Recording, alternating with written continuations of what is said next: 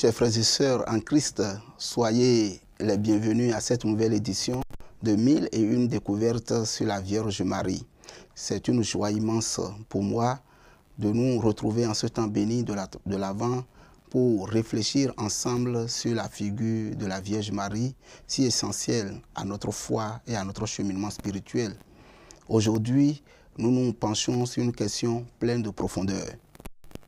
Comment Marie incarne-t-elle l'attente confiante du peuple de Dieu durant l'Avent? Merci à Isidore qui s'y est intéressé particulièrement. Sa préoccupation permettra à beaucoup d'autres personnes de mieux vivre le temps de préparation à l'accueil du Sauveur. Cette question, en lien direct et étroit avec le temps de l'Avent, nous invite à contempler l'attitude de Marie comme un modèle de confiance et d'espérance. Le temps de l'Avent est celui de l'attente joyeuse et active, où nous sommes appelés à nous préparer pour accueillir Jésus-Christ, le Verbe fait chair. Marie, plus que toute autre figure biblique, représente cette attente confiante et nous enseigne comment vivre pleinement ce temps liturgique. Revenons d'abord à l'histoire d'Israël. Depuis la chute d'Adam et de Ève, Dieu a promis un rédempteur, une descendance qui écraserait la tête du serpent. Cette promesse a nourri l'espérance du peuple de Dieu pendant des siècles, à travers les prophètes, les psaumes et les alliances renouvelées. Marie, fille de Sion par excellence, était profondément enracinée dans cette attente. En méditant les Écritures, elle s'imprégnait des promesses divines et se préparait souvent, sans le savoir, à devenir le lieu où ces promesses s'accompliraient. Son attente n'est pas passive. Loin de se replier sur elle-même, Marie coopère activement avec Dieu. Le moment décisif de l'Annonciation en est l'illustration parfaite. Lorsqu'elle répond à l'ange Gabriel, « Je suis la servante du Seigneur, qu'il m'advienne selon sa parole », elle fait preuve d'une foi et d'une confiance totale. Son oui est l'aboutissement de l'attente du peuple de Dieu. Mais il ouvre aussi une voie nouvelle, celle de la coopération humaine au plan divin de salut. Après l'Annonciation, Marie ne reste pas immobile. Elle se rend en hâte chez sa cousine Élisabeth, non seulement pour partager la joie de la promesse accomplie, mais aussi pour servir. Ce voyage de Marie montre que son attente est active, tournée vers l'autre. Cette disponibilité à servir dans l'espérance est une leçon précieuse pour nous. Pendant le temps de l'Avent, nous sommes aussi appelés à attendre activement, à exprimer notre espérance par des actes concrets d'amour et de charité envers nos frères et nos sœurs. Marie incarne également l'attente dans le silence et la contemplation. Pendant les 9 mois où elle porte en elle le Verbe fait chair, elle vit une relation intime et profonde avec Dieu. Elle médite en son cœur ce que l'ange lui a dit et les événements extraordinaires qu'elle traverse. Ce silence de Marie n'est pas un vide, mais un espace habité par la présence de Dieu.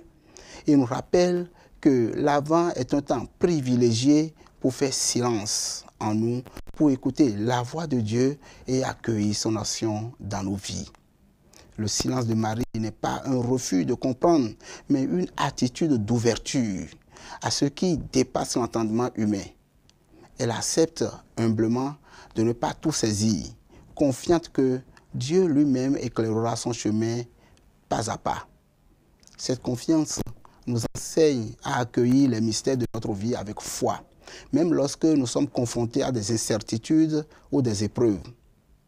Mais l'attente de Marie est surtout marquée par la joie. Malgré les défis et les incompréhensions qu'elle a pu traverser, elle rayonne d'une joie profonde. Cette joie, elle l'exprime dans le Magnificat, ce chant de louange qui révèle une âme entièrement tournée vers Dieu et reconnaissante pour ses merveilles. Mon âme exalte le Seigneur, exulte mon esprit en Dieu mon Sauveur. Et la joie de Marie est contagieuse. Elle fait tressaillir d'allégresse dans le sein d'Élisabeth, le petit enfant qui va naître, Jean-Baptiste. Cette joie de Marie n'est donc pas superficielle. Elle est enracinée dans la foi. Elle nous montre que même au milieu des problèmes, des soucis, la confiance en Dieu est une source de joie véritable. Durant ce temps de l'Avent, nous sommes donc invités à cultiver cette même joie en nous souvenant que Dieu est fidèle et que ses promesses s'accomplissent toujours en temps voulu. Le rôle de Marie dans l'attente du Messie nous invite aussi à une réflexion profonde sur notre propre manière d'attendre. Comment vivons-nous l'attente de Noël? Est-elle marquée par une foi active, un silence intérieur et une joie profonde? Ou bien sommes-nous distraits par les préoccupations matérielles et les bruits du monde? Marie nous appelle à recentrer nos cœurs sur l'essentiel, Jésus-Christ, le Sauveur. Et pour vivre donc cet Avent comme Marie, 3 attitudes sont essentielles. Tout d'abord, la prière. À travers des pratiques comme l'Angélus ou le chapelet, la participation à la célébration eucharistique, la Lectio Divina, nous pouvons méditer avec elle sur le mystère de l'incarnation et lui demander de nous aider à accueillir Jésus avec un cœur pur. Ensuite, le service. À l'image de Marie qui rend visite à Élisabeth, mettons-nous au service des autres, en particulier des plus vulnérables. Et enfin, le silence. Prenons le temps de nous retirer dans le calme pour écouter Dieu nous parler, Dieu qui parle à notre cœur, Dieu qui nous permet de nous préparer intérieurement à la venue de son Fils. Mon frère Isidore, Marie est véritablement le modèle de l'attente confiante. Elle nous enseigne que l'attente n'est pas un vide, mais un moment rempli de grâce où Dieu agit en nous et à travers nous. En contemplant Marie durant l'Avent, nous apprenons à vivre ce temps comme un chemin de foi, d'espérance et de charité. Je veux croire que cette réponse t'aide, Isidore, à accueillir l'Avent avec un cœur renouvelé et une joie profonde.